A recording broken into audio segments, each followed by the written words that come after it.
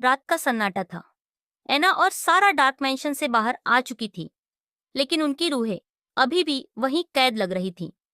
घर से कुछ दूरी पर एक पुराना खंडहरनुमा चर्च था, जहां एना ने सारा को थोड़ी देर के लिए आराम करने का सोचा।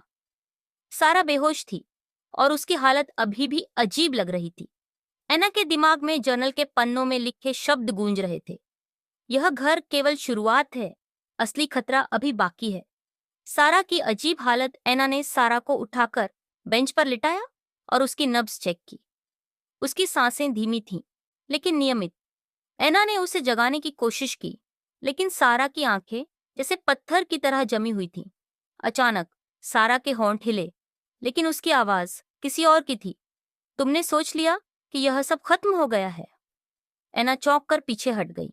ये सारा नहीं थी, बल्कि कोई और उस पर नियंत्रण कर रहा था। तुम कौन हो?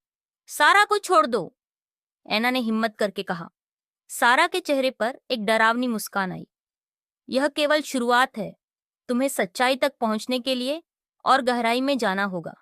सारा की आवाज फिर से बंद हो गई और वह बेहोश हो गई। जर्नल का एक और रहस्य। एना ने जर्नल के पन्नों को तेजी से पलटना शुरू किया। एक पन्ने पर एक मानचित्र बना हुआ था, जिसमें डार्क मैंशन से कुछ दूरी पर एक स्थान का संकेत दिया गया था। उस स्थान को जब द शैडो कैवर्न को नाम दिया गया था। जर्नल के मुताबिक शैडो कैवर्न वह जगह थी जहां मैनिशन की बुराई की जड़ें छिपी हुई थीं। एना ने समझा कि अगर वह सारा को बचाना चाहती है, तो उसे उस गुफा में जाना होगा। अंधकार का सफर। एना ने सारा को होश में लाने की कोशिश की। सारा ने धीरे धीरे अपनी आंखें खोली, लेकिन वह बहुत कमजोर लग रही थी। सारा, मैं तुम्हें यहाँ अकेला नहीं छोड़ सकती, लेकिन मुझे शैडो कैवर्न जाना होगा, एना ने दृढ़ता से कहा। सारा ने हल्के स्वर में कहा, मैं तुम्हारे साथ चलूंगी। मुझे पता है, मैं ही इस सब की वजह हूं। एना ने सारा को सहारा दिया और वे दोनों मानचित्र में दिखाए गए रास्ते पर चलने लगीं। भयानक जंगल रास्ता एक घने और डरावने जंगल से होकर गुजरता था। पेड़ों की शाखाएं इतनी लंबी थीं कि उन्होंने चांदनी को भी छिपा दिया था। हर ओर केवल अंधकार और अजीब सी आवाजें थीं। ऐसा लग रहा था जैसे जंगल खुद जीवित हो। तभी एना और सारा को पेड़ों के बीच किसी के चलने की आहट सुनाई दी। वहां कौन है? एना ने चिल्लाकर पूछा। कोई जवाब नहीं आया। अचानक झाड़ियों के पीछे से एक लंबी परछाई निकली। वह धीरे धीरे उनकी ओर बढ़ रही थी। उसकी चाल इतनी डरावनी थी कि सारा के पैर कांपने लगे। हम यहां से भाग नहीं सकते, सारा ने कांपते हुए कहा।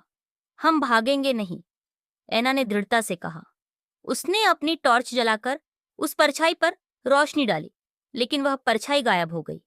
शैडो कैवर्न का प्रवेश द्वार। कई घंटों के बाद एना और सारा एक गहरी खाई के किनारे पहुंचे। खाई के नीचे काली धुंध छाई हुई थी। मानचित्र के अनुसार गुफा का प्रवेश द्वार खाई के दूसरी ओर था। हम इसे कैसे पार करेंगे? सारा ने घबरा कर पूछा। एना ने इधर उधर देखा और एक पुरानी लकड़ी की पुलिया देखी। पुलिया बहुत पुरानी और कमजोर लग रही थी, लेकिन उनके पास कोई और रास्ता नहीं था। हमें इसे पार करना होगा, एना ने कहा। दोनों ने धीरे धीरे पुलिया पार करना शुरू किया। हर कदम पर पुलिया चरमरा रही थी।